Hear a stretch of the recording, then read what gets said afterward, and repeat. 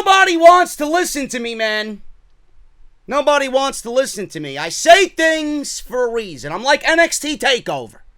Things happen for a reason on this podcast. The biggest party of the summer, they say. It's the biggest party of the summer, WWE's annual event every single year, SummerSlam. I don't know what party WWE goes to. I don't anticipate WWE throwing a party and being any fun. But I know I don't want pussies like Seth Rollins at my party. I don't want beasts at my party. I don't want IHOP serving, pancake throwing WWE champions at my party. I don't want lackluster pay-per-views trying to coin themselves as the biggest party of the summer at my party. Summer Scam, folks. Summer Scam. There's a reason why I call it Summer Scam every single year, and it tends to be more true every single year. I don't know what else to tell you guys. Tonight was a complete disappointment. If you rate this pay-per-view any higher than a 4, you're out of your mind. Out of your mind. We had a decent Raw Women's Championship match to open the show. We had a decent Bayley versus Ember Moon match. We had a decent Trish Stratus versus Charlotte Flair match. We had what looked to be a decent and fun, yet overly booked, Kevin Owens and Shane McMahon match, which I'm sure will lead to Shane McMahon still being on television. We had an unbelievable, memorable SummerSlam moment in Bray Wyatt debuting as the Fiend. And we had a great Universal Championship match, which probably will end up being one of the best, if not the best, Universal Championship matches up until this point. And I've been very hard on Seth Rollins. Not the man Seth Rollins, but the character Seth Rollins, which these fucking wrestlers, pro wrestlers are the biggest crybabies on the internet, man. You cannot say anything about them without them getting triggered. For whatever reason, they take everything personally. It's about WWE's booking of the character Seth Rollins. They ruined him. Tonight, they gave you probably the best Universal Championship match in the history of that title, and they might have rectified. We don't know yet. They might have rectified all the bullshits that they put the Seth Rollins character through. We'll have to wait till Monday Night Raw. This SummerSlam was a complete disappointment, folks. A complete and utter disappointment. There's a reason why I call it Summer Scam. You were scammed. The fans in Toronto were scammed. We at home were scammed. This show didn't live up to SummerSlam hype, and I said it week after week after week after week. This entire build leading into SummerSlam, which was only 3 weeks, because you had a 4th week, not that it would have made any difference whatsoever. Because you had a Raw reunion show, you gave yourself 3 weeks to build SummerSlam. There's no way you can build the second biggest pay-per-view of your calendar year in 3 weeks and then expect everybody watching this show to give a shit about anything that happened. There's one positive. There's one positive to come out of this entire show. I expected this show to still be on the air. Show went off the air at 10:31. It's before 11 o'clock, and I'm recording this podcast. That's the only positive that I see of the overall SummerSlam show. The match order was great. I didn't mind the match order. I didn't really mind the 9 matches and the 3 pre-show matches. If you want to do that for those big shows, I'm all aboard. If the show is over before 11 o'clock, you're getting a thumbs up just for that alone. But this show offered nothing important. This show did not emotionally invest me in any way. Not like NXT TakeOver the night before. Nothing felt important on this show. Legitimately, everything outside of Bray Wyatt and the Universal Championship match, believe it or not, felt like complete filler. You cannot do that. I so wish on Monday Night Raw tomorrow, WWE hits the reset button. And I mean, not just hits the reset button, but smashes that motherfucker to a point where it's broken and they have to completely reset everything. And I mean wildcard rule gone, abolished, deleted forever. These brands need to go back to being dedicated, split rosters with identities of their own. And I want you to start booking this show to a point where we go into Clash of Champions and I actually give a shit about what's happening on Raw and SmackDown. Because they didn't do a good job tonight. So much so that I put a poll out on social media with SummerSlam. What did you guys think of SummerSlam? Tonight, I thought it was a complete disappointment with the last 45 minutes being great. So far, the votes are in. You guys got 23 hours left to vote. Thumbs down, 57%, and thumbs up only at a 43%. That shows you guys feel the same way that I do. And right now, we're almost at 2,200 votes in less than 30 minutes. It's pretty decent right there, man. That's a large number of people to gauge the feeling on SummerSlam. We're going to go over everything. I got my notes ready. We're going to go over the entire show and what I thought, possibly where we go into Monday Night Raw tomorrow. But thank you guys so very much for joining me right here on Off the Script. This is your SummerSlam review for tonight's show, 2019. If you guys missed anything that I uploaded this week, man, going back all the way till Monday.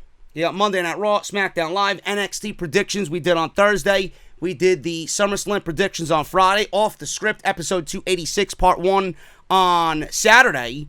And I guess you can consider this part 2 for your Sunday, because I didn't do anything today. So we're here talking SummerSlam tonight. All that stuff. If you missed any of it, guys, links will be down in the comment section. I'm going to pin the comment at the very top. Go and check all that stuff out. I would greatly, greatly appreciate it. Follow me on social media, man, at JD from NY206. That's both on Twitter and Instagram. Thank you guys so much for following along and tweeting along with me live during SummerSlam tonight. Hit that subscribe button and turn on that bell for all notifications. If you guys want to show some extra appreciation for the podcast and the work that goes into this channel, patreon.com/JD from NY206. Thank you guys so very much for all your support right here on Off the Script. Make sure you guys go and hit up Audible. I got lost for a second, man. I'm completely done by this weekend, by the way. I am so wrestled out, it's not even funny. And we got 3 hours of Raw and then another 2 hours of SmackDown Live. I'm completely done after this week, man. But the work never stops. And it's only going to get busier when AEW hits TNT on Wednesdays. Audible. My fine friends over at Audible, audibletrial.com/offthescript. Make sure you guys check out Audible. Sign up using our link. You guys are not going to be billed when you use audibletrial.com/offthescript. Enter your billing information, and you guys are on your way to getting Audible 30 days free and a free audiobook just for signing up, man. The best part is you got over 200,000 choices to choose from, so you have a lot of choices for that free audiobook. And if you guys feel like Audible's not for you, you want to use it just to simply support the show, you don't have any desire to stay on, you can cancel any day in that 30 days and still get to keep your audiobook for free. Guys, that's audibletrial.com/offthescript. Let's get into the show, man. Let's get into SummerSlam 2019. We're going to start off with the pre-show. Oni Lorcan versus Drew Gulak for the WWE Cruiserweight Championship.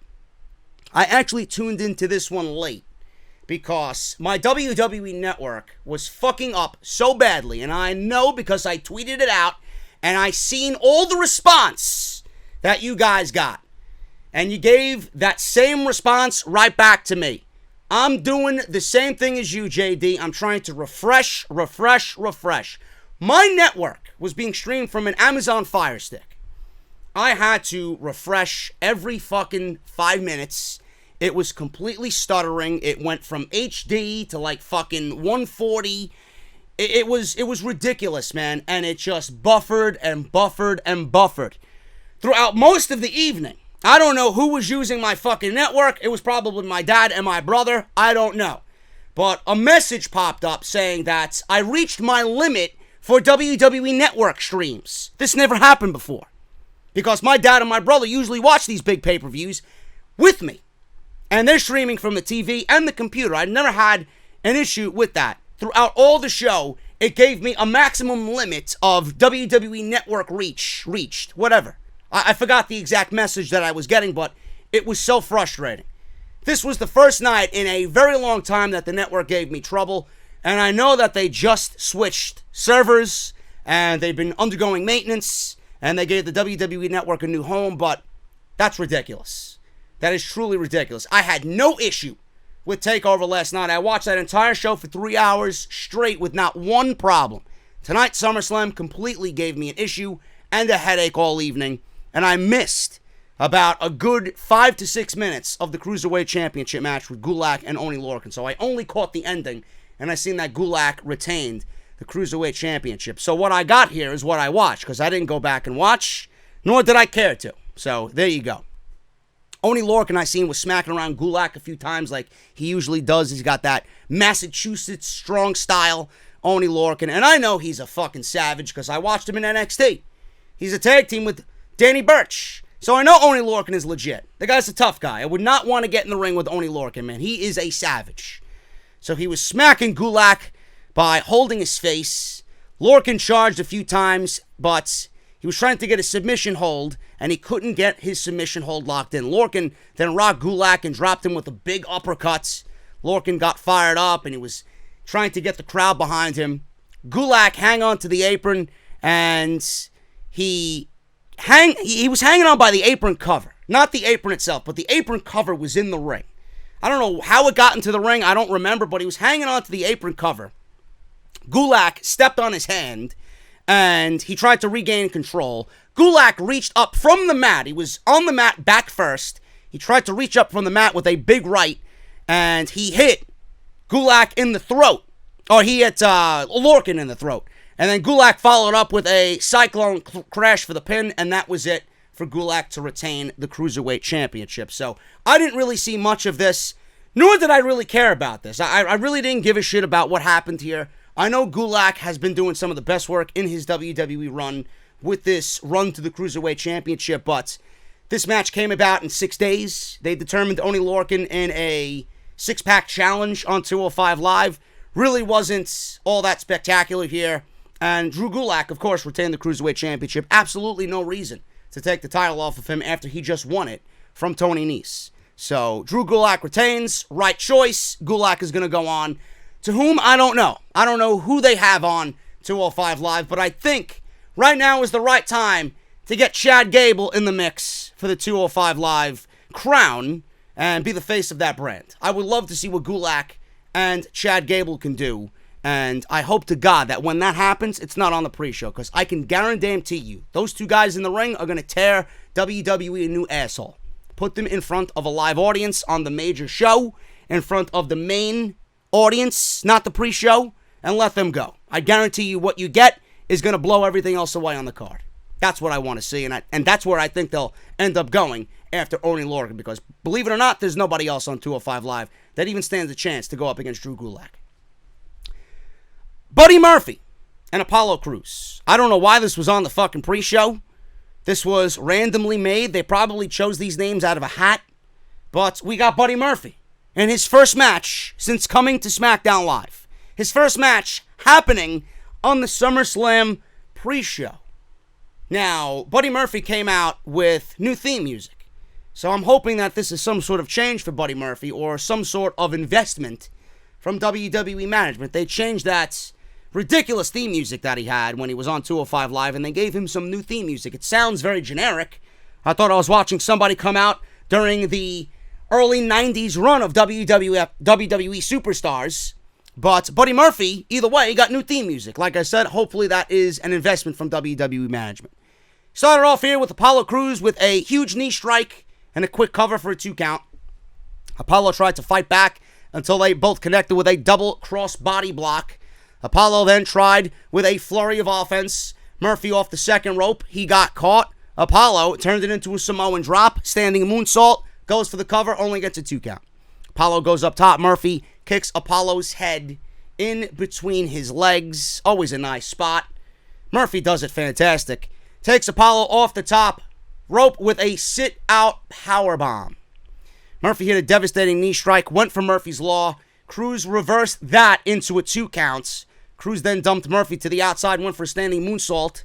Missed. Murphy threw him into the steel steps. So we were on the outside. Apollo was on the apron. He went for a standing moonsault. Murphy moved out of the way. Apollo landed on his feet, and then he got thrown into the steel steps. Murphy back in the ring, did a beautiful tope over the top rope, so he landed right back on the outside. Wanted to show off a little bit. Hopefully somebody in WWE was watching that Buddy Murphy is the legit fucking deal. Then out of nowhere, Rowan came out and blasted Murphy, causing a DQ. Murphy was thrown into the barricade several times. Rowan powerbombed him into the steel post and started yelling at Buddy Murphy, "Keep my name out of your mouth." And that was pretty much it.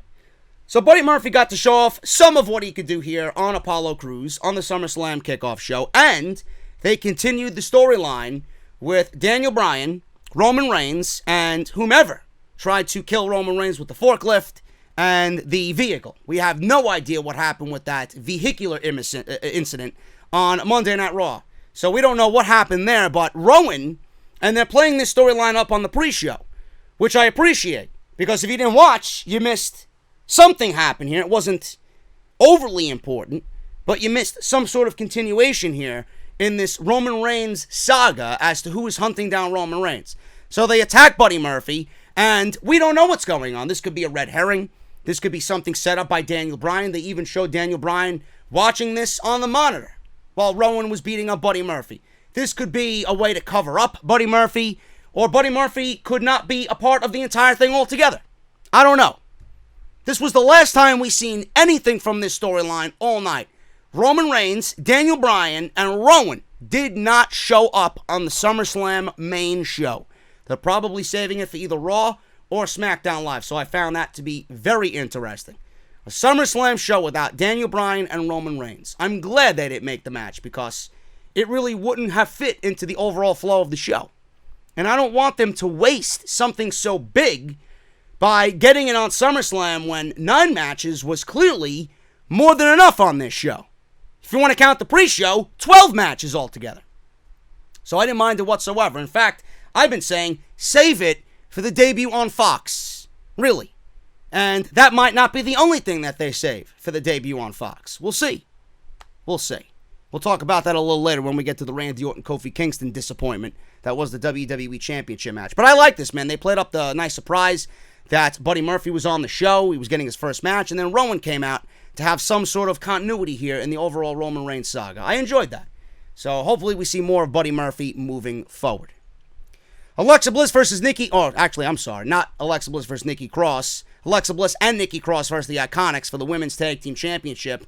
I guess rematch clauses are a thing again, because the Iconics lost the titles on Monday Night Raw, and they're right back on the kickoff show getting a tag team title opportunity. Don't know why. But I will say this, folks. Alexa Bliss and Billie Kay started it, and as soon as they locked up, I fell asleep. I couldn't even bear to sit through this match, which featured 3 of 4 women who could be labeled as 3 of the worst women's wrestlers in the industry right now. Alexa Bliss, Peyton Royce, and Billie Kay. Nikki Cross gets a pass because some part of me still enjoys watching Nikki Cross wrestle. But that isn't even all that anymore compared to what she did in NXT. Then I just woke up in time for the ending and timed my nap perfectly so I didn't have to waste my fucking time and my eyeballs watching this garbage. Alexa Bliss and Nikki Cross win, and I wake up to see Alexa Bliss hitting Twisted Bliss on Peyton Royce. This match was exactly where it belonged. It belonged on the kickoff show. In fact, it should have never even happened. Spare me your complaints when you see some random idiot on social media or even in the comment section of this very video trying to get some bullshit hashtag trending because the WWE Women's Tag Team Championships were on the pre-show. Spare me. Those titles are complete garbage. You're lucky this was even a match on SummerSlam. Moving on. That match didn't even deserve the words that I wasted on it. Then we get to the SummerSlam main card. We start off with Becky Lynch and Natalya for the Raw Women's Championship. Crowd was very pro-Becky.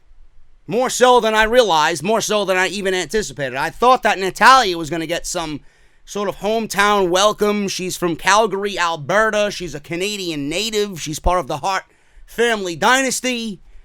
And more people were cheering for Becky than they were Natty, which I'm not really surprised by because everybody loves Becky Lynch. Now, Natalya didn't get booed that badly or anything, but there was a huge mixed reaction for Natalya. Some people were cheering, some people were booing, but the overall reaction for Becky Lynch was very positive. Now, there's a reason why Natalya got this sort of reaction, and there's a reason why people went crazy when Becky Lynch ended up winning this match. Because we were given Natalya in 3 weeks. A Natalya who hasn't been in anything all year. and I mean anything of importance, WWE expects me to believe in Natalya when A, she has no business being anywhere near a championship match, B, you featured her in nothing important all year, and then you expect me to believe just because it's SummerSlam and she's in a match with Becky Lynch that people are going to get behind Natalya in hopes that she takes the title off of Becky Lynch. It doesn't work that way. If you treat somebody like this, who is a number one contender for a championship match against Becky Lynch, if you treat them like you treated Natalya all year, what makes you think that people are going to invest their time in that individual? They're going to think exactly what I think all year when I don't see them on TV. This person isn't worth WWE's time. They realized that Natalya is not worth your time. So WWE fans sitting there in Toronto who probably know better than most crowds realize that, well, if WWE doesn't give a shit about Natalya, then why the fuck should I? And that's exactly the vibe of this match. This is the last match for Natalya in any type of championship capacity. She doesn't belong there. I'd rather watch paint fucking dry than Natalya in the ring. There's nothing about her that speaks championship. The only reason why she was on this show was because she's a heart and it's in Canada. And that's sad to fucking say. WWE's got to get their shit together. Hopefully after this, Becky gets legit competition. Who that is, I don't know. If she ain't Ronda Rousey, I doubt the fans are going to give a shit. Maybe Shayna. But even at that point, I wouldn't wish this death upon Shayna on the main roster. Like I said, crowd was very pro-Becky. Natalya got a very split reaction, 50-50. They tangled back and forth with Becky trying some submissions till they both landed on the outside. Natty swung Becky into the barricade and attacked Becky's knee, which became the story of the match for Becky Lynch. She was trying to fight back because of the bad knee. Natalya, after a couple of minutes of offense, going after the knee, threw Becky into the steel post, climbed the top rope, and applied the sharpshooter on the second turnbuckle. So you can imagine Becky going into the steel post, through the ropes, Natty jumping up to the top rope and delivering a sharpshooter to Becky on the second turnbuckle as she sat on the third.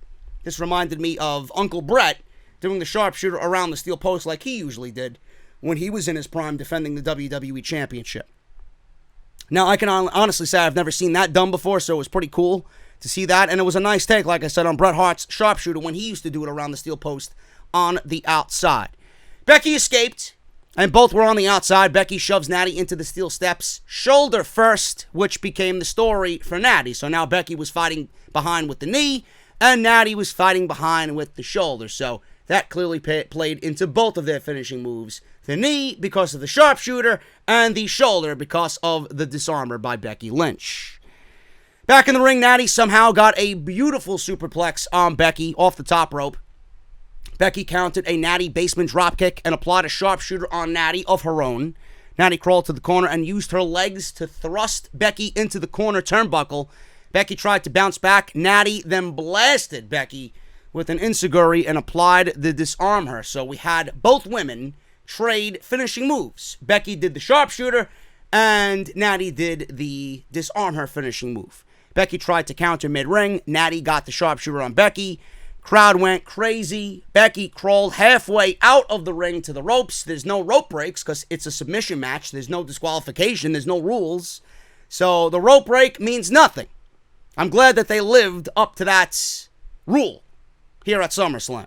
So Natty's back in the center of the ring, and Becky got to disarm her and applied the move, and Natty held on as long as she could, but tapped out in Toronto to a resounding ovation for Becky Lynch tapping out Natalya. She retains the Raw Women's Championship in what was a decent match, but there really wasn't anything behind Becky winning. There was nothing that made me say, oh, this was a great match. Oh, Becky Lynch has a big victory under her belt during this title reign. She goes from main eventing WrestleMania to opening SummerSlam. If that doesn't show you how WWE dropped the ball on Becky's title run, I don't know what will. God only knows who they have in store for Becky Lynch. It's probably some other fucking blonde that we haven't seen before. Maybe it's Sasha Banks. She just went blonde. I wouldn't doubt WWE giving her that edict. Well, if you want to come back and be in anything important, you gotta go blonde. Hopefully not. Hopefully Sasha stays away because nothing has changed. Becky wins in a lackluster effort. It wasn't bad. It wasn't bad. Believe me, it wasn't bad. It's just not worth going back and watching again. And I'm being completely honest with you. There's nothing about this match that made you go back and want to watch that. It wasn't any Io and Candice type of match. That I'll go back and watch. And that wasn't even for a fucking title. There was nothing important about this match. And again, I'm going to say it again throughout this podcast. WWE didn't give us any reason to fucking care, and the match came off that way. Becky retains, and it wasn't important. WWE needs to do right by Becky Lynch and give her someone legit. Enough of this fluff. Enough of booking Becky Lynch in this bullshit storyline garbage. Give her someone legit, and let's get this title reign where it needs to be, where it should have been, following WrestleMania. Natty's goodbye. No more Natty. Go back to your fucking cats. Dolph Ziggler and Bill Goldberg. This one actually was the second match on the show, which was surprising. But I'm glad it was the second match on the show because we all knew how it was going to end up anyway. You might as well get it over with. Dolph Ziggler was in the ring, cut a promo to start the match saying he's the best thing in pro wrestling and the best thing in WWE. I wasn't sure what I was listening to. Maybe Dolph thinks he was performing back at SummerSlam 2011 and not 2019. The guy is a blithering loser. I don't know why he continues to say this shit and then he gets buried in 1 minute and 24 seconds. Yet he's the best thing in WWE. If you were the best thing in WWE, you'd be multi-time world champion. You would have won a fucking feud since you've been back. You haven't won anything. I'm tired of seeing Dolph Ziggler. In fact, I wish he goes away again. Seriously. He adds nothing of value to the WWE product. Goldberg makes his way, typical entrance. He didn't bash his head on the locker room door this time. On his way out of the locker room, he was escorted by the security. So we're off to a good start. Goldberg did not make himself bleed by bashing his skull on the locker room door. Pretty decent. He also reportedly got paid $700,000 for this one appearance. Man, I'd love to be Bill Goldberg. $700,000 for 5 minutes of work. 1 minute and 24 seconds of which was a legit match. Who's better than Bill Goldberg right now, not named Brock Lesnar? Massive chance of Goldberg in Toronto. Again, looks like people were very forgiving in the light of nostalgia. Did you forget what happened at Super Showdown? Seriously. Everybody just loves the nostalgia. How many times can you keep doing the same shit over and over again before it starts to get boring? Enough is enough. Enough is enough. Face to face in the middle of the ring. I love this. I thought this was fantastic. I actually wanted Dolph Ziggler to fucking get the pin here, just to throw everything off. Face to face in the middle of the ring, and Ziggler blasted Goldberg with a super kick, went for the cover. Got a 1 count only. He hit another super kick and went for the cover again and got another 1 count. I'm loving this. I'm like, holy shit, I would have fucking popped if Dolph Ziggler got that victory with that super kick. So Goldberg kicks out of 2 quick super kicks and 2 quick covers. Goldberg back up, absolutely split Ziggler in half with the spear. Played up to the crowd a little bit. You knew he was in the zone, and you knew he was thinking to himself, yeah, I rectified Super Showdown. This is exactly what I came back for. Massive chance of Goldberg, jackhammer. It was all over. Goldberg wins in about 1 minute and 24 seconds, and that was it. Spear, jackhammer, 1, 2, 3. Goldberg defeats Dolph Ziggler. But he wasn't done. Ziggler talked some trash, got on the microphone, pretty much said Goldberg hits like a bitch, and he isn't man enough to come back to the ring and fight him man to man. So Goldberg walks down the ramp. He was standing on top of the stage. He walks down the ramp, and he hits another spear.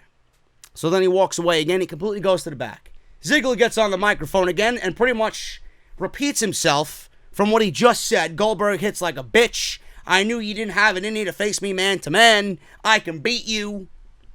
So Goldberg already disappeared in the back. He's probably halfway to the fucking locker room. His music hit again, and he came out, and he helped up Dolph Ziggler, who could barely stand on his feet. He bounced off the ropes, ran on the ropes again on the opposite end, hit the ropes again. He gave himself some momentum, and he hit a brutal spear on Dolph Ziggler. At this point, I'm like, enough. Can we get legit wrestling on this show, please? Please? This was overexposed and overbooked.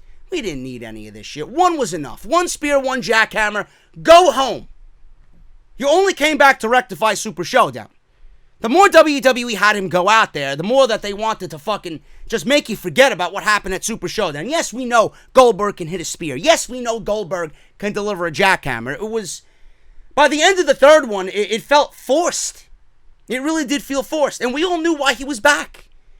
This was not anything that was of interest to anybody. We all knew why he was back. And WWE just beat you over the head with it. And it did nothing. The crowd popped. Crowds are suckers anyway. They love the nostalgia. It didn't do anything for me. I couldn't wait for this shit to be over. And what did we get in the end? Dolph Ziggler's a loser. Dolph Ziggler is a loser. We know that. Now he's got The Miz. He'll probably get The Miz on Monday night, and he'll probably beat The Miz. Who gives a shit? Who gives a shit? The whole thing about him going against the legends, he already proved to himself that he's a complete loser. No more Dolph Ziggler, please. I'm done and over this character. Don't even know why he came back. Please go and do your comedy. I'm not sure if your comedy is as funny as your fucking career at this point in WWE. You got some work to do. AJ Styles versus Ricochet. United States Championship. I wasn't excited about this, being that WWE gave this match to us already 3 different times.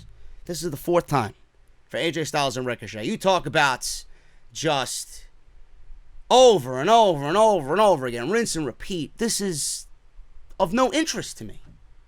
No interest to me. They just gave the title to AJ Styles. They just signed all these guys to new multi-year, 5-year deals worth God knows how much. You gave these guys the title, the tag team titles, Gallows and Anderson. You gave AJ Styles the United States Championship for one specific reason. Because you want to create and start over after 4 years of complete irrelevance for the club. Now they're named the OC, and you're throwing Ricochet to the fucking wolves here for these guys, mostly Gallows and Anderson, who you buried and made into complete losers. Nobody takes them seriously. Those tag team titles on Monday Night Raw are a joke. Nobody's going to look at them and take them seriously because they're wearing the tag team championships. The tag team championships mean nothing. They mean absolutely nothing. And why would anyone think that AJ Styles, who just won the United States Championship, is going to go into SummerSlam and lose? Of course WWE is going to give Ricochet another loss because he's expendable. The people on the main roster don't look at AJ Styles and Ricochet as anything special. They don't look at Ricochet as anything special. If they thought it was special, they would have booked this match accordingly and given us something SummerSlam worthy. They did not. They did not. And it ended up being just like everything else that they've done. Boring. Absolutely boring. Ricochet came out wearing what looked to be a mix of Nightwing meets Black Panther. I didn't like it. And I made that known on social media. I didn't like it. Now, I figured he would have taken off the vest, but WWE takes something and just goes over the top with it to a point where it looks ridiculous. I don't know whether he was doing CGI for the new WWE 2K20 game. All he needed was a fucking green screen. And you could probably have him motion capture moves. That's what he looked like. Johnny Gargano don't look like that. He don't wrestle like a fucking geek. You know, he comes out wearing Marvel gear, comes out wearing his vest. He takes the vest off. He's got knee pads and tights that go according to the overall costume that he comes out with. He takes off the vest. It's not overbearing. It's not fucking cheesy when he does it. You know, he dresses like a Marvel character at every takeover, and it never goes over the top. All we needed, like I said, was for WWE to trot out a green screen, and Ricochet could be doing motion capture for the new video game. I don't know why they have to call him WWE's resident superhero and then completely give you this over-the-top garbage. Some of you liked it. God bless you. I didn't like it. I thought he looked ridiculous. He goes from being cool-looking to a fucking cartoon character. I didn't like it. Started off quick. AJ rolled to the outside. Ricochet followed. Walked on the shoulders of Gallows and Anderson to AJ, only to deliver a head scissors to AJ on the outside. That was a pretty cool spot. He walked the tightrope on the OC shoulders to get to AJ Styles. That was pretty cool. AJ back in the ring. He attacked the leg of Ricochet and controlled the match early. So here we got another in-ring psychology aspect. AJ Styles going for the knee. This was probably the same thing that he did in all their matches. Nothing new here. So AJ, I did mention this in my notes. Ever since AJ turned heel, he slowed his pace down, which may be a good thing for his longevity, but it's not really doing anything as far as AJ Styles matches go. And I feel like with Ricochet, he should be doing what AJ Styles is known to be doing, but they've slowed the psychology down. It just doesn't work. I don't know if that's just because of the psychology of their matches, or if the fans have kind of grown bored of this feud. I don't know. I don't know what's going on with these two, but none of their matches have been memorable whatsoever. It seems like all of these supposed dream matches that we wanted to see on the main roster, AJ vs. Joe, AJ vs. Nakamura, AJ vs. Ricochet, all of them ended up disappointing. AJ vs. Rollins at Money in the Bank was probably the only positive that AJ Styles produced this year. I don't know what it is. It's just not resonating with me. Ricochet in NXT was a legit fucking superstar. On the main roster, nothing. Nothing about him seems special to me at all. Now, Ricochet tried to make a comeback after the attacks on the knee. He did a springboard clothesline with one leg to AJ for a 2 count, followed with a neckbreaker, standing shooting star press, and a cover only for a 2 count. Ricochet went up top for another big move. AJ caught him, pulled him down, and Ricochet reversed that into a roll-up for a 2 count. AJ back on the knee, and both men on the outside after AJ delivers a missile drop kick through the ropes to Ricochet's face. Styles goes for the Styles Clash. Ricochet evades. Styles hit his Yushi-Goroshi for a 2 count. Ricochet managed to make a comeback and drops AJ with an Enziguri. Fans are really trying to get behind Ricochet. They were dead for most of the match. Ricochet's knee goes out again, and AJ catches him in a calf crusher. Ricochet gets out and breaks free. Ricochet then pulled out an Anaconda Vice on AJ Styles. The last time I seen an Anaconda Vice in prominence was from CM Punk. He got the Anaconda Vice on AJ, and the crowd starts chanting CM Punk. You think fans forget, huh? WWE thinks you're stupid, but the fans remember. AJ breaks the Vice. Ricochet drives AJ into the mat with a twisting suplex. I love that move. He usually powers it up, and with the story of the knee being the issue here, it looked good. So he does that twisting suplex. He powers him up. Ricochet goes to the apron and kicks away Anderson, who tries to get involved. Ricochet flies out and takes Gallows down to the floor. So he wanted to take both guys out so that he could concentrate on AJ Styles. Ricochet goes back up to the top, but AJ cuts him off. AJ climbs up. Ricochet tries to fight him off the top rope, sending him to the mat. Ricochet then kicks Anderson, who again gets involved. Ricochet goes for a corkscrew off the top, but AJ catches him perfectly into the Styles Clash, off the corkscrew, hits it, and gets the pin and retains the United States Championship. That was it. After the match, the OC hit the Magic Killer on Ricochet, and Ricochet is treated just like everybody else, folks, like a complete afterthought. I don't know what to think. It wasn't a bad match. I don't know what it is, but the matches that these guys are producing are not resonating. I don't know if they just don't work together, if their styles are not working together, if their styles are clashing. I don't know. Maybe it's the slow, methodical style of AJ Styles in this new heel persona, mixing with the aerobatic or the aerial assault or the acrobatics of Ricochet. I don't know. It's not gelling. Something is off. But WWE has done Ricochet no favors. They gave him the title on Extreme Rules, right? They had him, or was it Extreme Rules? Was it Extreme? I believe it was Extreme Rules. And then we got him beating Joe for the United States Championship, and turns around and loses it to AJ Styles. So you gave him a token title run for whatever reason, and you made him into a fucking loser in this feud with the OC. Because you want to build the OC up, you sacrifice Ricochet when Ricochet should be the one who is getting a lot of your priority on Monday Night Raw and building him up to be the next guy on this brand. Where does he go from here? Now, I understand that you can't be giving everybody wins. I understand that. But it's your job to position Ricochet to get him a victory. You're not going to give him AJ Styles in this moment and then expect him to look good. He hasn't looked good in this.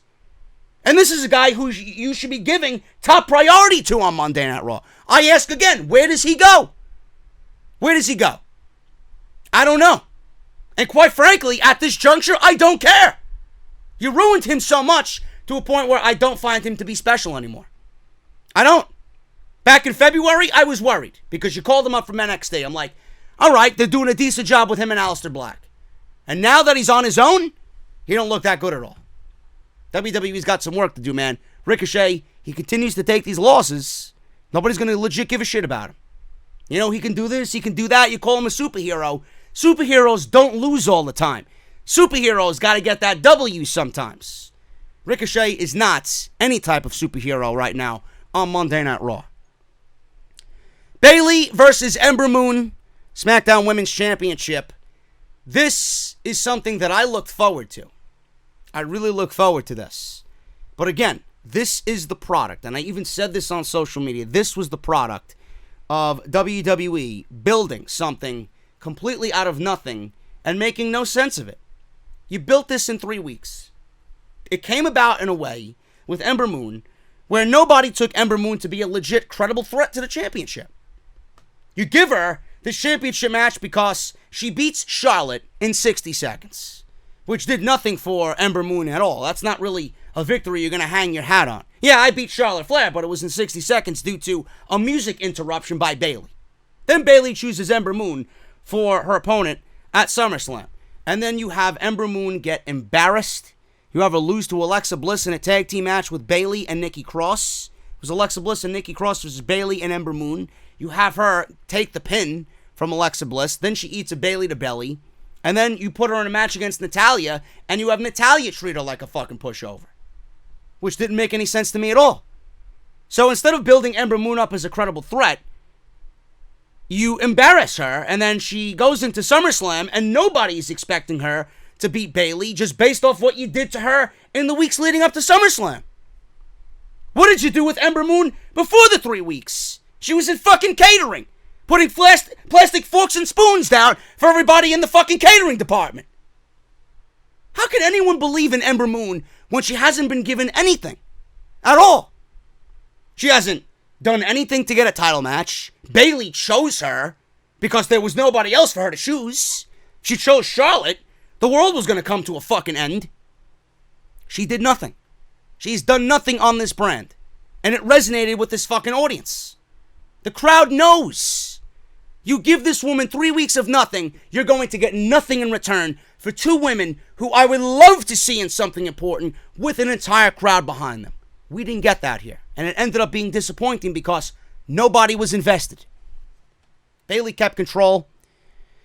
Towards the middle portion of the match, applied an inverted, modified Boston Crab, which looked pretty cool.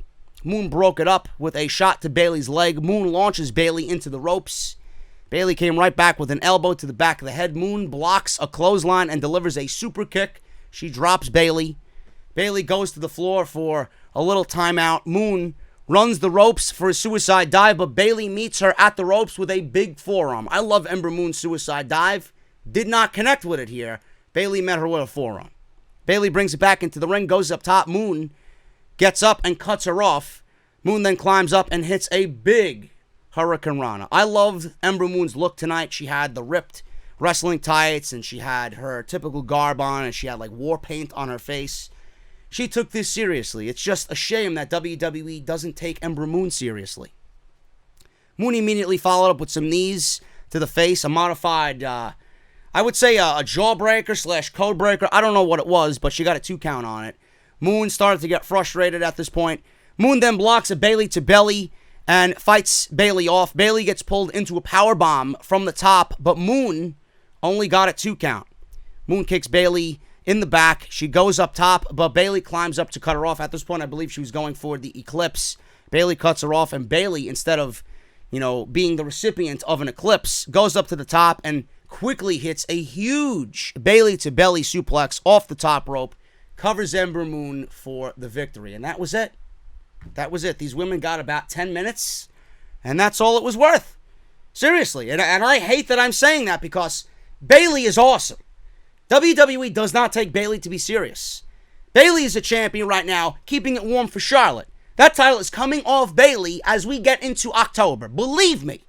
Guarantee you Clash of Champions is Bayley and Charlotte Flair. Ember Moon was used here as nothing more than a bridge for Bayley to get to Charlotte. And that sucks. That really does suck. And if we get dedicated rosters and we end this wild card rule and these brands stay separate, I hope to God that WWE does something with Ember Moon, but they won't do anything with Ember Moon because reportedly Vince McMahon doesn't like Ember Moon, is not a fan of Ember Moon. I wonder why. You could take a look at Ember Moon, and that's all you need as far as a reasoning as to why Vince McMahon doesn't like Ember Moon. She's now blonde, and look at the color of her skin. There you go. This match did nothing, and it was one of the matches on this show that I was looking most forward to. It didn't deliver, and the crowd didn't care. And WWE has nobody to blame but themselves. Kevin Owens versus Shane McMahon. I was not looking forward to this match at all. I am looking forward to less of Shane McMahon on TV, but I doubt we get that due to the ending that we got in this match. Because you know for a fact, Shane McMahon is going to do something and say something on SmackDown Live. Maybe Monday Night Raw. Who the hell knows? Kevin Owens got a massive reaction in Canada. They were waiting and waiting for somebody to fucking fully invest their time in. Kevin Owens is that guy. He got a massive reaction in Canada. Shane McMahon got on the microphone at the start of the match and said, "To ensure that this is a fair contest, let me introduce the special guest enforcer, Elias." So I'm like, of course Elias is the special enforcer. We didn't get anybody but Elias. Elias was the only clown out there as far as Shane McMahon's posse. We didn't see the Revival. We didn't see Drew McIntyre. We didn't see anybody else. It was just Elias. Bell rings. Speaking of Elias, he was actually on the pre-show, did a concert. Out came Edge, and Edge delivered a spear to Elias on the pre-show, which was a nice little surprise. I am not going to complain when I see Edge. He's one of my all-time favorites. And I'm not going to complain when I hear Alter Bridge on a WWE show. Can't ever do that, man. New album in October. I can't wait. Bell rings. Shane retreats. Owens starts arguing with Elias, who is the special enforcer here. Shane hoping for a count out because Kevin Owens and Elias are on the outside going back and forth, trash talking. So Shane is ordering the referee to count. He's looking to get a count out by any means because if Kevin Owens loses in any way, he has to quit WWE. So Shane was hoping for a count out. Kevin Owens realized what was going on. He got back into the ring. You could see at this point how things were going to go. Typical bullshit by Shane that we've seen all summer. Nothing was going to change here in this match. Shane again goes to the outside. Owens chases. Elias trips him. He trips Kevin Owens as Owens is chasing Shane McMahon. He almost got counted out again. So he's going back and forth with Elias again, and Shane is ordering the count out again. Finally, back in the ring, Owens gets Shane down. Running cannonball by Owens in the corner. Shane outside again. Owens looks for a dive. Elias blocks him. So Owens went for a suicide dive. Elias stood there as the special enforcer. Shane back up and throws Owens into the barricade. Shane again looking for a count out. Owens makes it back in the ring. So once, twice, three times, Shane McMahon was looking for a count out. We finally start to see something that looks like a wrestling match. Punches, kicks. Shane with a nice side rush and leg sweep and a DDT. Shane in control because of all the typical Shane McMahon bells and whistles here. Shane goes for the sharpshooter. Owens blocks it. Hits Shane with a pop-up powerbomb, and Elias interrupts a pinfall. Owens is starting to get frustrated at this point.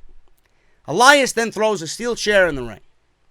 He throws a steel chair in the ring, and he's telling Owens to hit Shane with the steel chair. Shane is egging Kevin Owens on.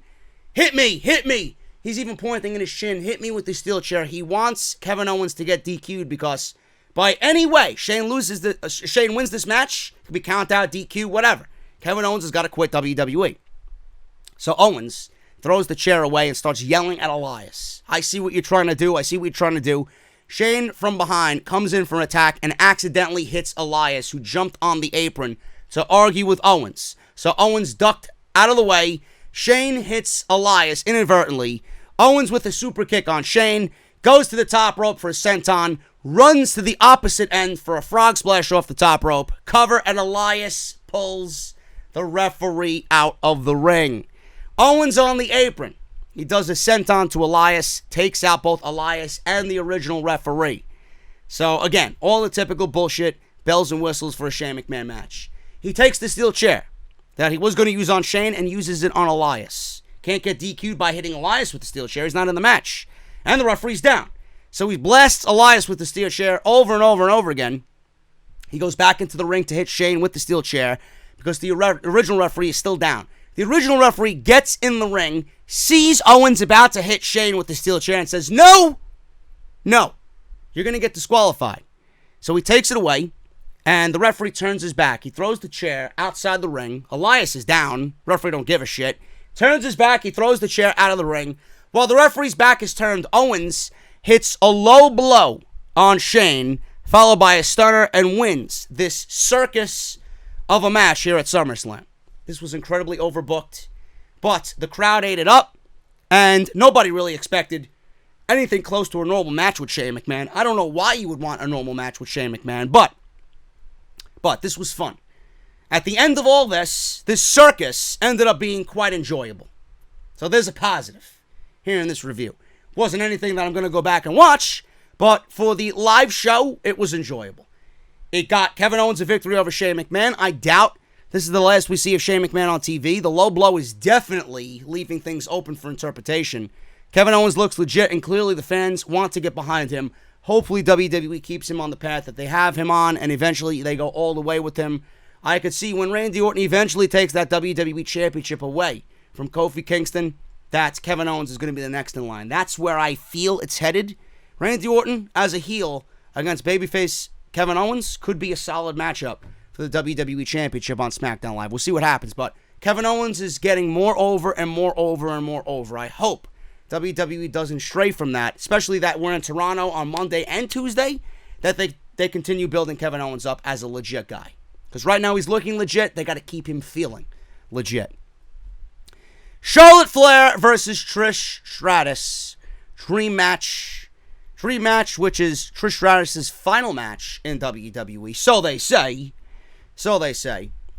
This is Trish Stratus' first singles match in 8 years in WWE, and it certainly looked every bit of it. She was rough around the edges, folks, in the beginning of this match especially. I don't know if it was nerves. Might have been nerves. But she was rough around the edges in the first half of this match, and then somehow took it into another gear towards the ending of this match, which I really appreciated because it ended up being a pretty decent match in the end. Nothing, again, that I'm going to go back and watch, but for the live crowd, they enjoyed what it was. But this is what you get, folks, when you got Trish Stratus coming out of retirement and hasn't had her first singles match in nearly 8 years. This is what you're going to get when you rely on legends. This is WWE telling you that they needed something like this to fill out their SummerSlam card because they had nothing else for you to care about. So let's go and get Trish Stratus for SummerSlam. So hopefully that Trish got her match. This is the end of this bullshit for now. And they only did this to get another accolade on Charlotte's resume. That's all it was done for. Trish started off decent. Head scissor takedown had Charlotte a little rattled. Charlotte tried to go for the figure 8 quick, but both ladies ended up on the outside. Trish hit a drop kick through the ropes, knocked Charlotte down. Trish was on the apron. She hit a Thez press off the apron on Charlotte. Then Charlotte got thrown into the steel steps. Trish then grabbed Charlotte's hair and started taking Charlotte up into the ring, going up the steel steps, and Charlotte tripped Trish Stratus on the steps, and Trish hit face first on the steel, which slowed the match down after this in favor of Charlotte. And the pacing was, in Charlotte's favor, and it was very methodical, and it made the match up until this point, from here on to the ending, very boring. Now, I don't know why they booked it that way. Maybe Trish couldn't do much. Maybe she was winded. Maybe they didn't want Trish to get winded, so they had that little outburst at the end. I don't know, but it was done intentionally, and it slowed the match down. And I didn't really care about the match up until this point. So at this point, like I said, the match really started to drag with Charlotte, really taking her time, and I assume that there wasn't much, like I said, Trish can do. Trish tried to make a comeback, but got knocked off the apron with a big boot. On the outside, she landed. She hit hard on the outside.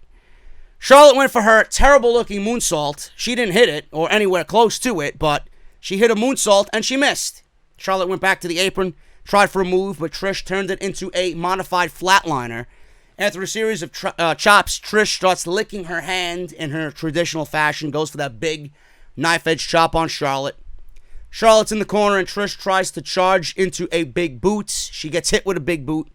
Flair goes to the second rope, but Trish catches her with a handstand head scissor, like she usually does. Flair counters, pulls Trish on top of her, sitting on the top rope, and they trade shots up high.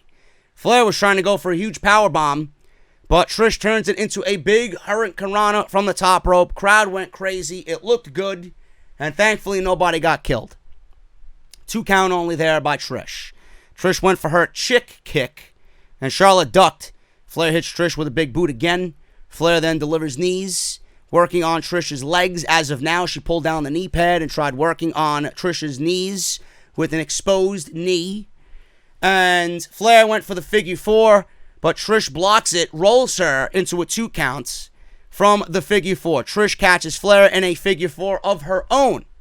Now, there were reports that Trish was learning the move, training for this match, and she applied a version of her own of the figure 4, and she actually turned it into a figure 8 of her own, which the crowd was going crazy for. Nobody expected Charlotte to tap out to her own finishing move, but Charlotte reached the bottom rope to break Trish's figure 8.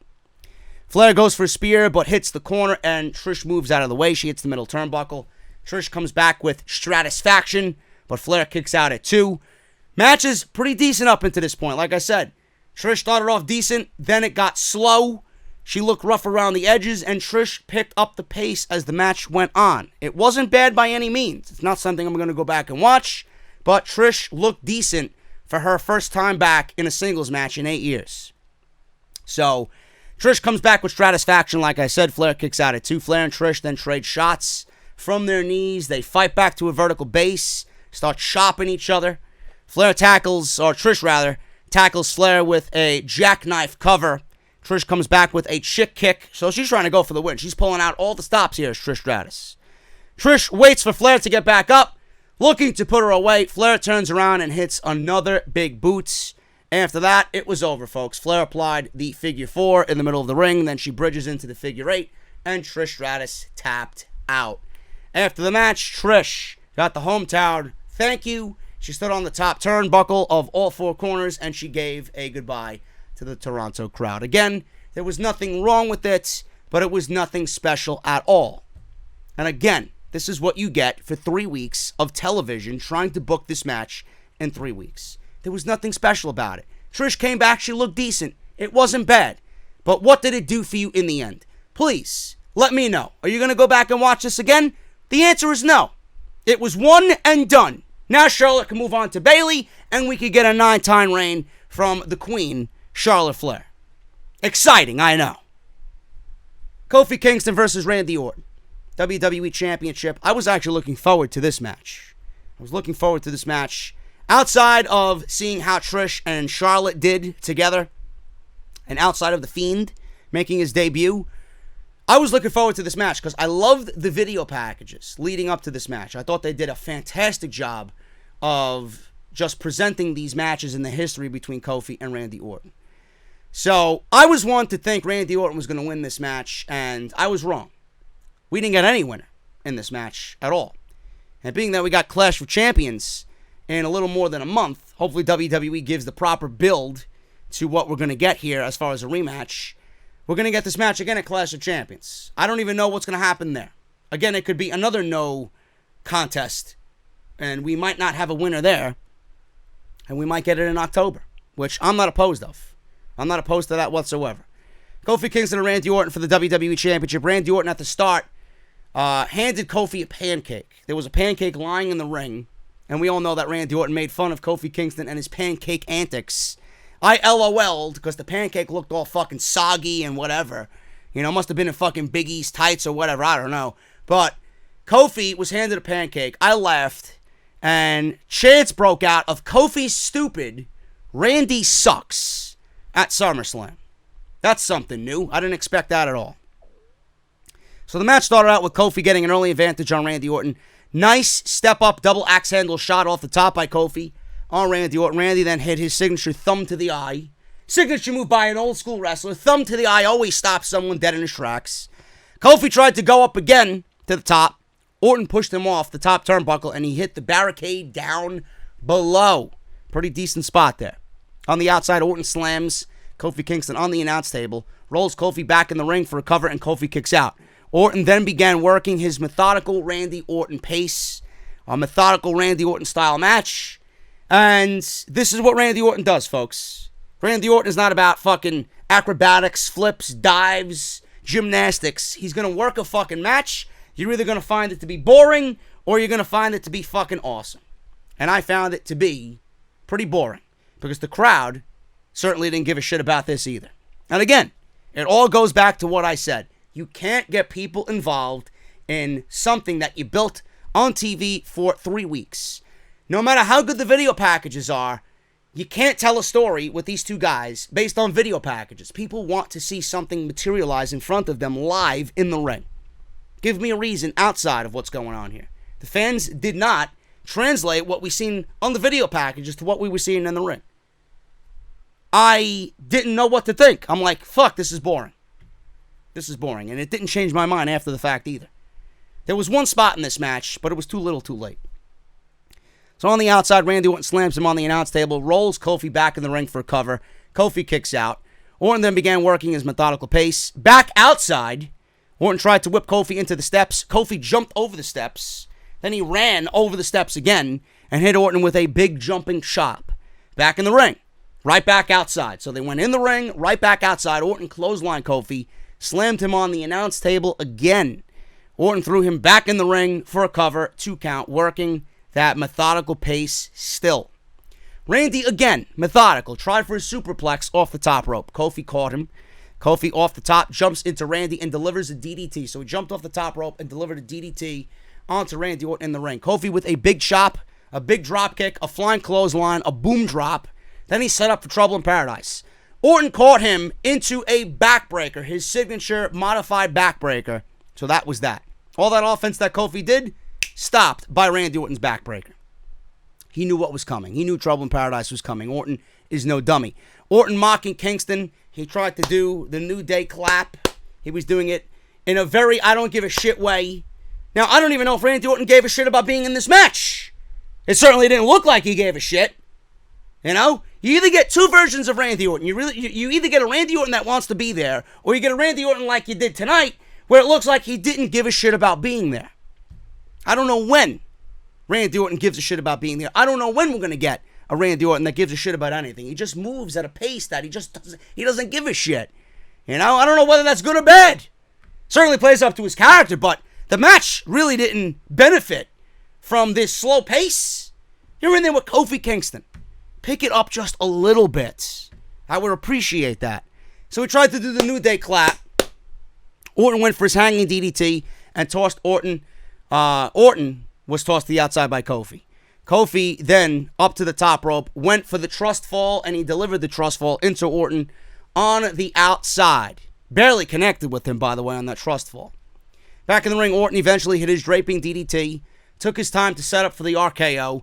Kofi turned the RKO attempt into a backslide, and I thought it was over there. That was the nearest near fall of the entire match. Kofi up top again.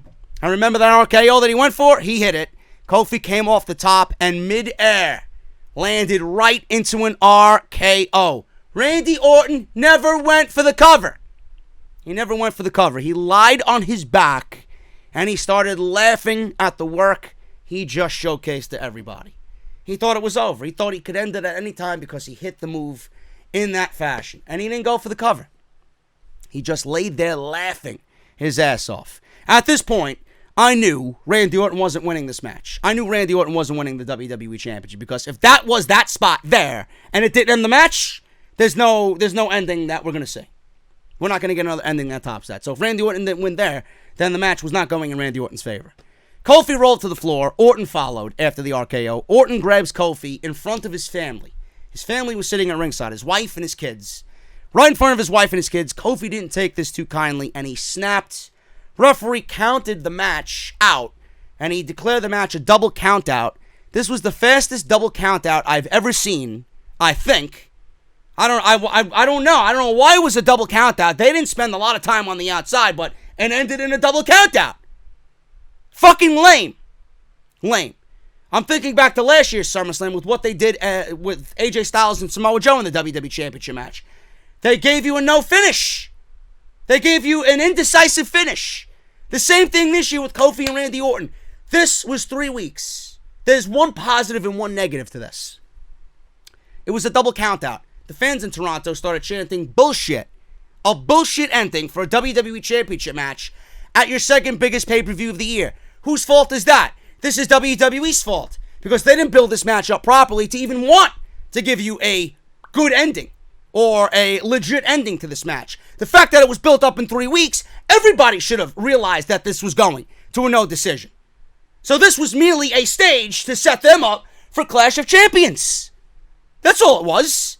Now we gotta see this again. We gotta see all this shit over, rinse and repeat, going into the next pay-per-view.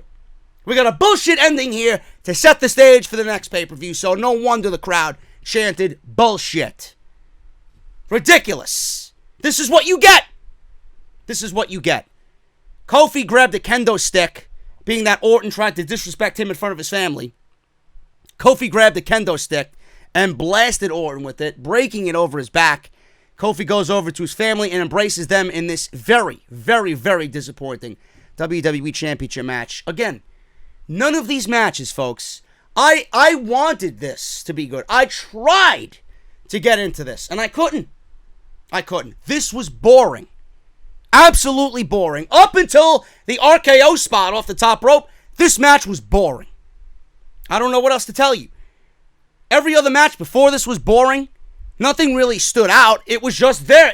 Everything felt exactly like the 3 weeks of television we got. And I kid you not, everything legitimately felt like the 3 weeks of television that we got. Everything felt, up until this point, that it could have been on a Monday Night Raw SmackDown Live. And if you call that the biggest party of the summer, you're delusional. You're absolutely delusional. I don't know how anyone could sit there and say, we did a good job tonight. They did nothing. No title changes, nothing important. Summer scam, the biggest fraud of the summer. A WWE Championship match ending in a fucking double countout. Fraud. The biggest fraud of the summer. There's a reason I say it. This is clearly evident of that. Finally something after fucking 2 hours on the show that I legitimately gave a shit about. Bray Wyatt. Finn Balor makes his entrance. Typical Finn Balor entrance. I was kind of, maybe, anticipating the demon. We didn't get the demon. We got Finn Balor wearing white. He looked angelic in his white tonight.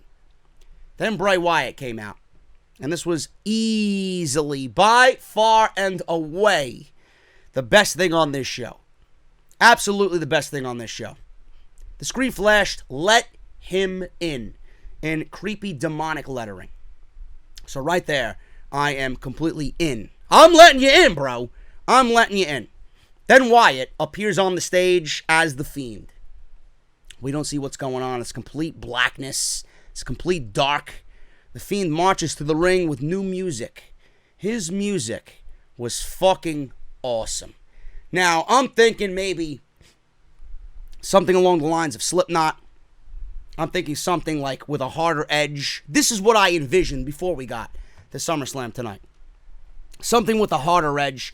I was even thinking to myself, I wonder if Slipknot would write a song for Bray Wyatt. You know, I know it was teased on social media well before we even seen The Fiend. You know, I was thinking Unsaintly would go great for Slipknot, or anything off of the new Slipknot album would be fucking great. Something like that for Bray Wyatt. But we got this theme song, which was his old theme. His old Bray Wyatt theme. But it was remixed into this, I would say, sludgy guitar riff. It just went with the overall vibe of it. It was really something out of a horror movie. It really was. And the lyrics to it were hurt, heal. And underneath all these phrases in the theme song, there was this sludgy guitar riff that was just beautiful. And it fit the overall vibe that they were trying to go for beautifully. He was carrying a lantern. Remember Bray Wyatt used to carry the lantern. Very standard lantern.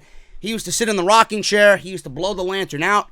He had a new lantern. So they did keep old elements of his old gimmick. But everything looks new. New theme song, a take on the old theme song. A new lantern, a take on the old lantern. The new lantern looked like a decapitated head with a handle made out of someone's hair. And the eyeballs were sewn shut. And the mouth wide open. And the light was just peeking through the mouth. So he had this decapitated head that he placed on the ring apron. And it was just beautiful. It was absolutely beautiful. I'm like speechless at this point. Everybody was going crazy. So the Lantern is sitting there by ringside. The Fiend places the head on the apron, facing the ramp. He enters the ring, and he starts yelling out. So he goes to the corner, and the lights continue to flash like we've seen on Monday Night Raw. Lights come on, and the Fiend is staring Balor down, who's in the opposite corner. Now, fans are chanting, holy shit. The commentary sold this thing great. They didn't know what to say. They were in this monotone commentary phase where they tried to sell it as the most creepiest thing that they've ever seen. They didn't know what the fuck was going on. And Bray Wyatt wrestled in the mask. He wrestled in his jacket for a little bit.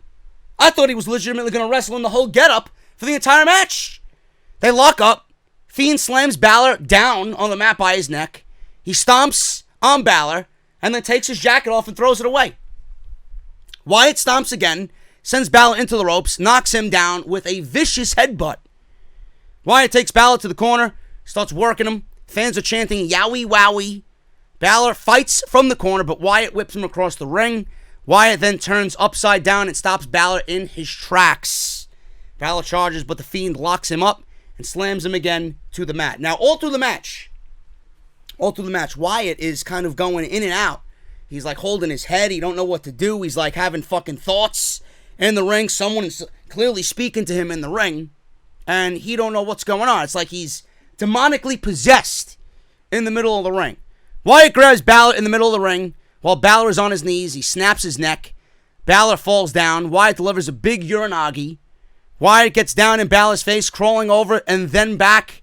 Wyatt stops, looks down at his hands. Again, he's just going into this fucking psychotic phase. Wyatt backs into the corner and acts like he's hearing voices again in his head. Wyatt grabs Balor, goes for Sister Abigail, but Balor slides out, hits a sling blade. Balor knocks the Fiend off his feet. Balor drop kicks Wyatt into the corner, unloads with some kicks. He goes up top. Balor's on his back. He goes for the coup de grace, but Wyatt catches him off the coup de grace into the mandible claw. On the way down, Balor goes out and pins and gets pinned. Wyatt pins Balor with the mandible claw still applied, and that is it.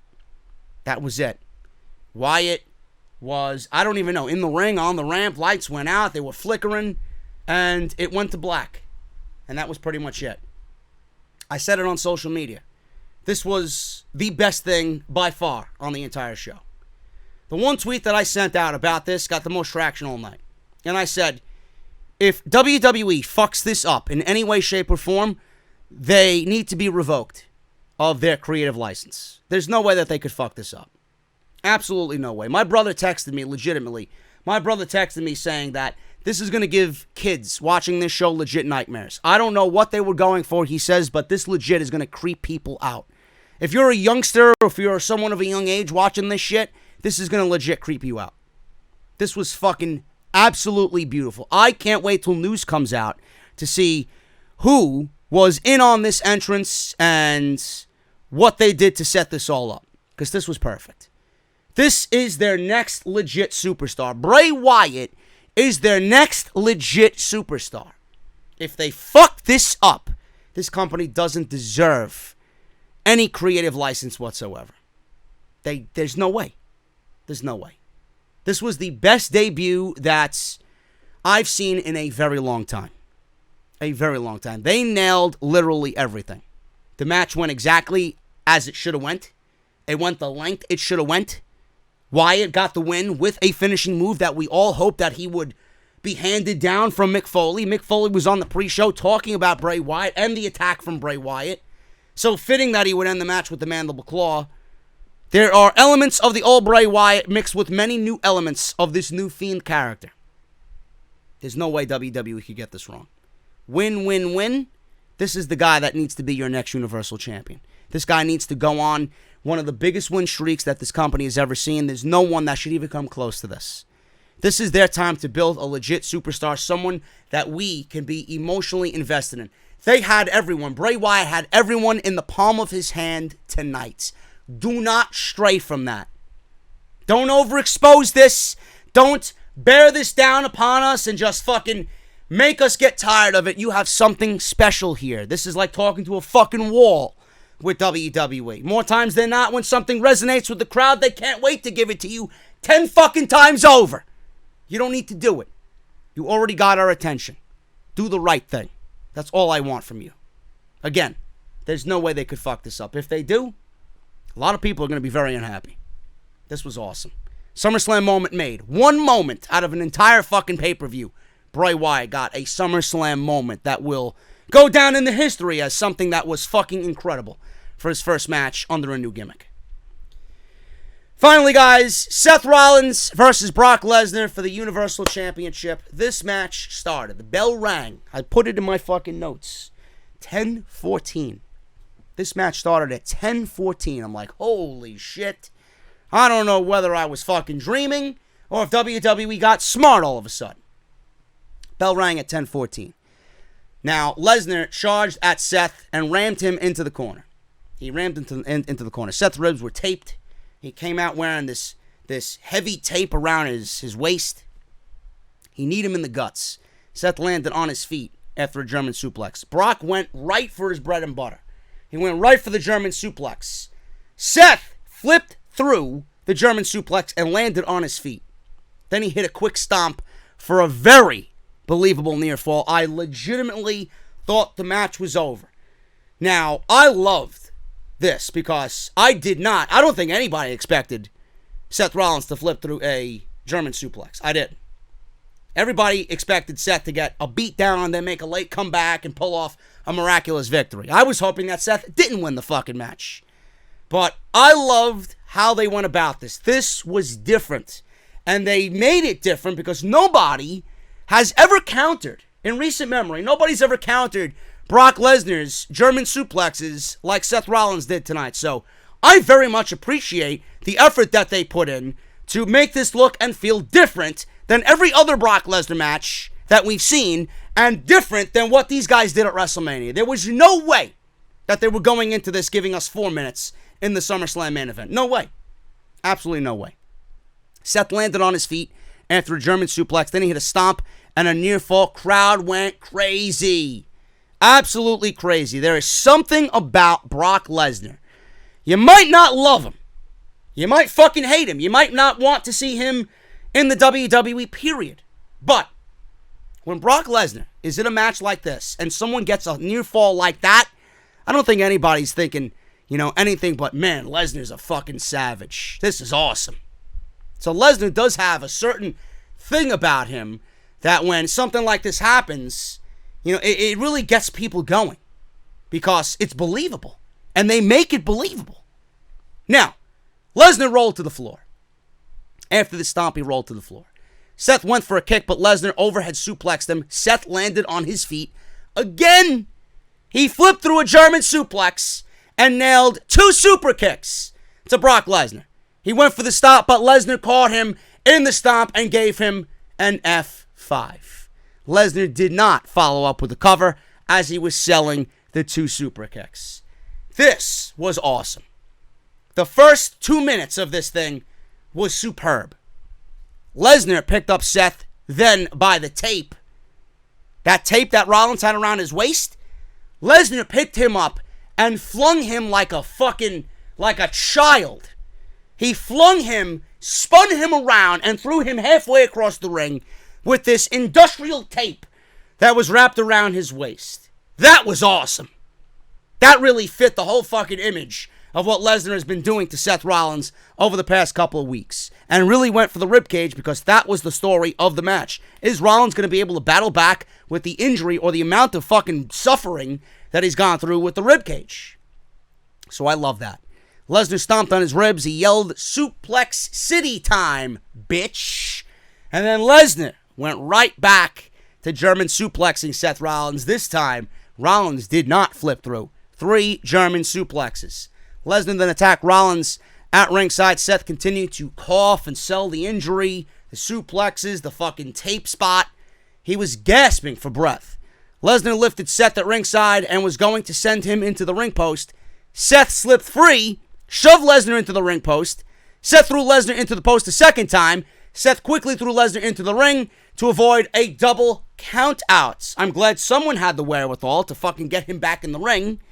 Seth hit a flying knee off the ropes. Lesnar came back with a release German suplex that legitimately folded Rollins in half. The best part of the match, outside of the first 2 minutes, was Paul Heyman. I'm going to move my microphone up here. Paul Heyman was watching on the ring apron, and he was watching everything with this giddy little fucking girl next door fucking smile, right? Watching the fucking next door neighbor, the cute boy next door doing yard work. That's exactly what he looked like, man. It was fucking laugh out loud funny. He was so turned on by everything that he just stood there with his hands on his face, admiring Seth Rollins getting a beating. Lesnar locked a bear hug on Seth Rollins, which is beautiful because you don't see that type of psychology in a Brock Lesnar match. Usually suplex. Fuck you, I'm going to F5 you, goodbye.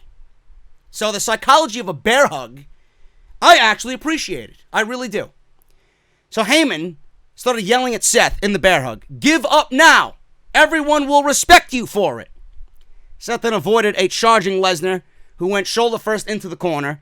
Seth kicked Lesnar off the ring apron. Lesnar fell onto the German announce table at ringside. He then hit a dive through the ropes, tackled Lesnar on the floor. Then a second time, he did the same thing. He went for a third, but Lesnar caught him and drove him back first hard into the ring post. So he caught Rollins and took him and rammed him into the steel ring post, which looked brutal. So they were both down. Heyman told Lesnar to get rid of him. Lesnar began clearing an announce table with monitors. I figured if he wanted to really hurt Rollins' back and his ribs, he would have left the monitors on the table, but he cleared everything off the announce table. Seth caught Lesnar with a super kick. Then he climbed up to the top rope and leapt on top of Lesnar with a huge and beautiful frog splash through the Spanish announce table, and that broke into pieces. Crowd was chanting, holy shit. Both men were out. This was awesome. So Seth landed the frog splash, and Seth waited in the corner. He got back in the ring. Brock slowed to get back up into the ring. Brock started to get up. Seth landed a stomp for another near fall. That popped the crowd big time. Seth couldn't put him away. So Seth stomped to the mat for another stomp. Seth went for it again, but after telegraphing the move, Lesnar blocked it, went for an F5. Seth escaped, landed a stomp, and scored the 3 counts. And Seth wins the Universal Championship in the main event of SummerSlam. And that was it. That was it. The pay-per-view went off the air at 10:31.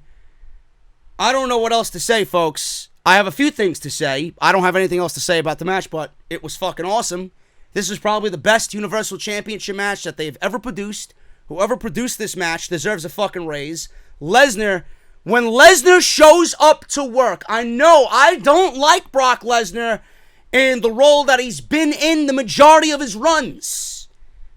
But when Lesnar comes to work, it is very difficult to find anyone better than Brock Lesnar. I swear on that. You know, when we get this type of Lesnar, when we get the Lesnar that went in there with Styles, when we get that Lesnar that went in there with a Balor, when we get that Lesnar that went in there with a Daniel Bryan, we're going to get a great match. Even Lesnar with Rollins at WrestleMania 31, which was one of the best main events for WrestleMania in recent memory. You know? I thought it was awesome. When Brock Lesnar shows up to work, it is very difficult to shit on anything he does. Brock Lesnar is an amazing seller. He makes everything look fucking believable. You know, Rollins played the gutsy babyface. And going into this, I repeatedly called the Rollins character a pussy. And in fact, it was. He was so cringe. That promo on Monday night was complete garbage. It made everyone want to turn against Seth Rollins and want Brock Lesnar to win. I wanted Lesnar to destroy Rollins and completely eradicate him from the Universal title picture. That's how bad that promo was. I didn't think they had a shot in hell at getting Rollins back to being the Rollins I loved back in 2018. I didn't think they could do it. I didn't know what I was watching at the end of this match. Everybody loved it. They jumped on their feet for the ending. They were in full support of Seth Rollins. Now, I'll give WWE credit, and I will say, if at the end of Monday Night Raw, now they'll still be in Toronto, I guess the real gauge would be how we go on in this new reign. His second reign as Universal Champion. So I'm not going to admit I'm wrong yet. I'm going to give this a couple weeks to materialize because it's all in the aftermath. Rollins had a great performance tonight. Lesnar had a great performance tonight. WWE got away. They got away in fucking Grand Theft Auto fashion tonight by having everything that they did to this guy almost erased in a 10-minute match with Brock Lesnar. You don't see that all that often with WWE Creative. They might have washed away everything that they did to damage him in 3 months. That remains to be seen. I'm not jumping on that bandwagon yet. I'm not going back into the Seth Rollins fucking band camp yet. It's all in the aftermath of how they book Seth Rollins. Now, they started over. How are you going to book him? Who are you going to book him against?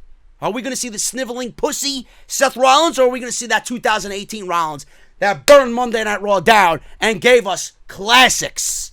The best wrestler, the best thing on the show. That remains to be seen. I don't know. Now, in the end of all this, again, Rollins tomorrow needs to come out and be the Rollins of old. We've seen him cry at the end of this, which fit the overall just vibe. He guaranteed a victory. He went through the struggle. You legitimately seen his eyes water up when he won the Universal Championship. It was a struggle. I know what he's been through has been hard. Not just because of what we've seen on TV, but because he's had such a rough go because of creative, and they booked him in a way that just completely had a lot of people turn against him. And I know by that reaction tonight, that probably was justification for him to say, you know what? Give me a second chance. Let's make this right. He knew, WWE knew that they fucked everything up with him coming out of WrestleMania. This could be a new lease on life. Again, I'm not going to jump into that Seth Rollins band camp yet. It's all what they do on Monday night, and it's all what they do after they leave Toronto and look back at SummerSlam weekend. How are they going to book him going into Clash of Champions? How are they going to book him after they leave Toronto, going into the next week, into a new city? Are these people going to legitimately back Seth Rollins, or are we going to fall back into the same bullshit where we think Seth Rollins is treading that Roman Reigns territory? We don't know. But I know after tonight, I'll say this again, and I felt it after the match was over, and I'll say it right now. This was the best Universal Championship match that this company has ever had, And I would say maybe the Styles match is a close second with Seth Rollins, because I don't attribute this title to having great matches whatsoever. This was a fitting end for SummerSlam. I was hoping we got something, and they delivered in that last 45 minutes. This was the best Universal Championship match that WWE's put on, and whoever put this match together deserves a lot of credit. This was awesome. Overall show, very disappointing effort by WWE. Nothing about it spoke to me as being SummerSlam, and I hope WWE gets better. The positives coming out of this show, the last 45 minutes, the matches itself just did not deliver, and that was all WWE's fault. 3 weeks of television, build to this show, made everything feel like it should have been on a Monday Night Raw or SmackDown Live. Nothing felt pay-per-view worthy. And the overall positive of this show is that the main show, went about 3.5 hours. And I appreciate that very much. No reason why these shows need to go 5 hours. I'm getting out of here, guys. My allergies are killing me. My throat is completely gone by this weekend because of the House of Glory show on Friday night. I'm done. Now we got Monday Night Raw tomorrow, so I'll see you guys tomorrow for Monday Night Raw. Make sure you guys follow me on social media at JD from NY206. Hit that subscribe button down below. Turn on that bell for all notifications. That's JD from NY206 on both Twitter and Instagram. Patreon.com/JD from NY206. Make sure you guys check out Audible. audibletrial.com/offthescript. And make sure you guys check out all the other videos that I might have did this week. Everything you need is linked down below. Thank you to Mike Will 87 for the layout. Thank you to my boy Sal Rex for the thumbnail. Those guys are beasts. And I'll see you guys on Monday for Monday Night Raw. Hit that thumbs up, and I'll see you guys right back here tomorrow night for Raw. Talk to you then.